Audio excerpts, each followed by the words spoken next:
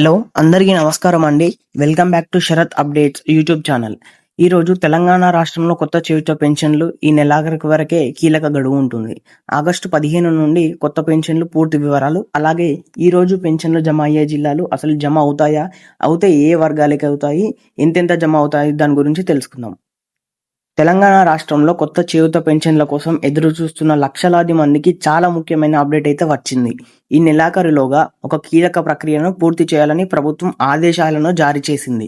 ఈ ప్రక్రియ పూర్తయిన తర్వాత ఎవరి పెన్షన్ కొనసాగుతుంది, ఎవరి పేరు తొలగించే అవకాశం ఉంది, కొత్తగా దరఖాస్తు చేసిన దాదాపు 10 లక్షల మందిలో ఎవరికి ముందుగా పెన్షన్ వచ్చే అవకాశం ఉంది, ఆగస్టు 15 నుండి నిజంగానే కొత్త పెన్షన్లు ఇస్తారా, ఇప్పటికే 1,00,000కు పైగా మందిని ఎందుకు అనర్హులుగా గుర్తించారు, 1,157 మంది తమ పెన్షన్లు స్వచ్ఛందంగా ఎందుకు వదులుకున్నారు, ఈ వీడియోలో ఒక్క అంశాన్ని పూర్తిగా తెలుసుకుందాం. కాబట్టి వీడియోని ఎక్కడా కూడా స్కిప్ చేయకుండా పూర్తి వరకు చూసే ప్రయత్నం అయితే చేయండి. పూర్తి వరకు చూస్తేనే వీడియోలో ఉన్న సమాచారం మీకు క్లిష్టంగా అర్థమవుతుంది. దాంతోపాటు వీడియోని ఖచ్చితంగా లైక్ చేయండి. లైక్ చేస్తే ఇలాంటి సమాచారం అందించడానికి మోటివేట్గా ఉంటుంది. అలాగే ఛానల్ని సబ్స్క్రైబ్ చేయండి. ఈ కొత్త అప్డేట్ ఎందుకు వచ్చింది, ముందుగా ఈ వార్త ఎందుకు వచ్చిందో తెలుసుకుందాం. ప్రస్తుతం తెలంగాణ రాష్ట్రంలో ప్రభుత్వం సంక్షేమ పథకాలను మరింత పారదర్శకంగా అమలు చేయాలని నిర్ణయించింది. అంటే అర్హులైన వారికి మాత్రమే ప్రభుత్వం డబ్బు చేరాలి, అనర్హులు ప్రభుత్వ డబ్బు తీసుకోకూడదు, మరణించిన వారి పెన్షన్ల పేర్లతో వెళ్ళకూడదు, ఒకే వ్యక్తికి 2 విధాలుగా లబ్ధి ఉండకూడదు. ఈ లక్ష్యంతోనే ప్రభుత్వం రాష్ట్ర వ్యాప్తంగా భారీ స్థాయిలో లైవ్ ఆథెంటికేషన్ సర్వే చేపట్టింది. లైవ్ ఆథెంటికేషన్ అంటే ఏమిటి? చాలా మంది ఈ పదం అర్థం కాదు. ఎందుకంటే లైవ్ ఆథెంటికేషన్ అంటే ఒక పెన్షన్ తీసుకుంటున్న వ్యక్తి నిజంగానే ఉన్నారా లేదా, ఆ వ్యక్తి పెన్షన్ పొందుతూ ఉన్నారా అనే విషయాన్ని ముఖ గుర్తింపు అంటే ఫేస్ ఆథెంటికేషన్ ద్వారా నిర్ధారించడం జరుగుతుంది. ఇది ఎందుకు అవసరం వచ్చింది ఇప్పుడు? ఎందుకంటే కొన్ని చోట్ల మరణించిన వ్యక్తుల పేర్లపై కూడా పెన్షన్ ఇప్పటికీ కొనసాగుతూ ఉంది.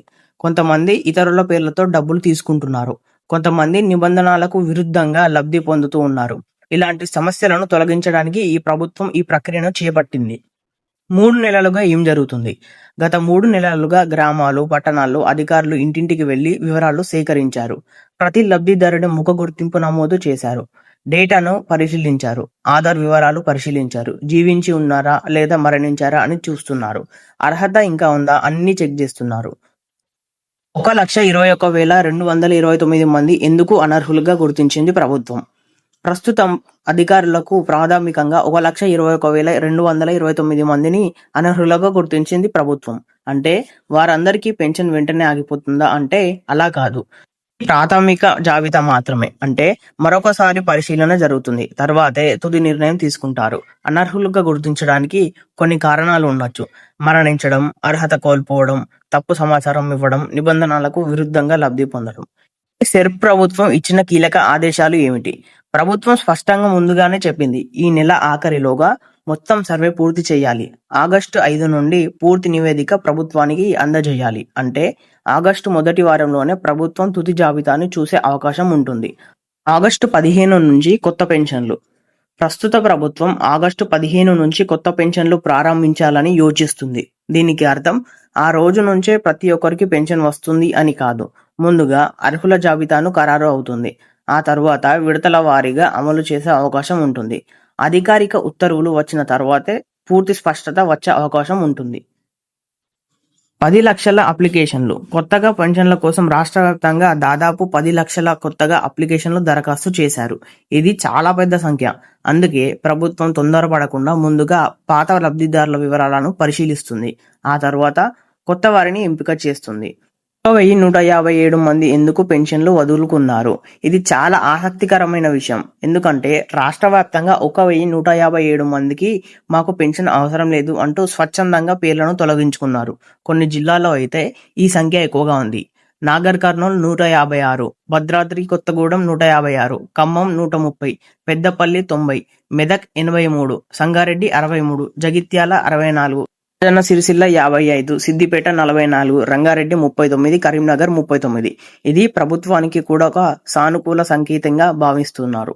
ప్రజలు ఇప్పుడు ఏం చేయాలంటే, మీరు ఇప్పటికే అప్లై చేసి ఉంటే భయపడాల్సిన అవసరం లేదు.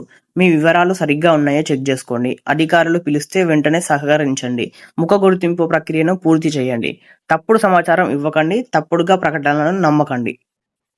మొత్తంగా చూస్తే ప్రభుత్వం ప్రస్తుతం 2 పనులు ఒకేసారి చేస్తుంది. ఒకటి అనర్హులను తొలగించడం, రెండవది అర్హులకు కొత్త లబ్ధిదారులను ఎంపిక చేయడం. ఈ ప్రక్రియ పూర్తయిన తర్వాతే కొత్త పెన్షన్లు పంపిణీపై పూర్తి స్పష్టత వచ్చే అవకాశం ఉంటుంది. చేయూత పెన్షన్ చరిత్ర. చేయూత పెన్షన్ ఎప్పుడు ప్రారంభమైంది? దీనికి ముఖ్య ఉద్దేశం ఏమిటి? గత ప్రభుత్వంలో పోలిస్తే ఇప్పుడు ఏం మార్పులు వచ్చాయి? అర్హతలు పూర్తిగా వివరించుతాం.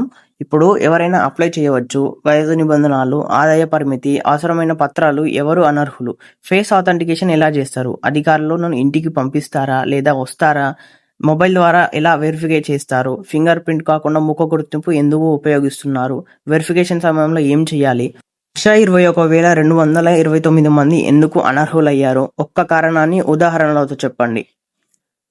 మరణించిన లబ్ధిదారులు, డూప్లికేట్ రికార్డులు, తప్పుడు వివరాలు, అర్హత కోల్పోయిన వాళ్ళు ఇందులో ఉంటున్నారు. 10 లక్షల దరఖాస్తులో ఎంపిక ఎలా ఉంటుంది? ఒక్కసారి అందరికీ పెన్షన్ వస్తుందా? ప్రభుత్వం ఎలాంటి ప్రాధాన్యత ఇవ్వచ్చు? బడ్జెట్ ప్రభావం ఎలా ఉంటుంది? జిల్లా వారి విశ్లేషణ. ఏ జిల్లాకు ఎక్కువగా అప్లై చేశారు అంటే ఏ జిల్లా నుండి ఎక్కువగా లబ్ధిదారులు అప్లై చేశారు అని, ఎక్కడెక్కడ మంది అనర్హులయ్యారు, ఎక్కడెక్కడ మంది స్వచ్ఛందంగా పెన్షన్లు వదులుకున్నారు, ప్రజలు ఎక్కువగా అడిగే ప్రశ్నలు, నా అప్లికేషన్ స్టేటస్ ఎలా తెలుసుకోవాలి, వెరిఫికేషన్ మిస్ అయితే ఏం చేయాలి, పేరులో లిస్ట్ లేకపోతే ఏం చేయాలి, మళ్ళీ అప్డేట్ చేయొచ్చా, లేదా డబ్బులు ఎప్పుడు వస్తాయి, ఆగస్టు 15 తర్వాత ఏం జరుగుతుంది, తుది జాబితా, ఆమోద ప్రక్రియ, పెన్షన్ విడుదల, బ్యాంకు ఖాతాలో జమ విధానం. ప్రభుత్వం ఈ సర్వే ఎందుకు చేస్తుంది? దీనివల్ల నిజమైన అర్హులకు ఎలా ప్రయోజనం జరుగుతుంది, ప్రభుత్వానికి ఎలా ప్రయోజనం జరుగుతుంది, ప్రజలు ఇప్పుడు ఏం జాగ్రత్తలు తీసుకోవాలి, అన్ని నెక్స్ట్ వీడియోలో తెలుసుకుందాం. అది మిస్ కాకుండా ఉండాలంటే ఛానల్ని సబ్స్క్రైబ్ చేయండి. అలాగే వీడియోలో కొంచెమైనా సమాచారం తెలుసుకున్నట్టు అనిపిస్తే ఖచ్చితంగా లైక్ చేయండి. లైక్ చేస్తే ఇలాంటి అప్డేట్స్ నాకు అందించడానికి మోటివేట్గా ఉంటుంది.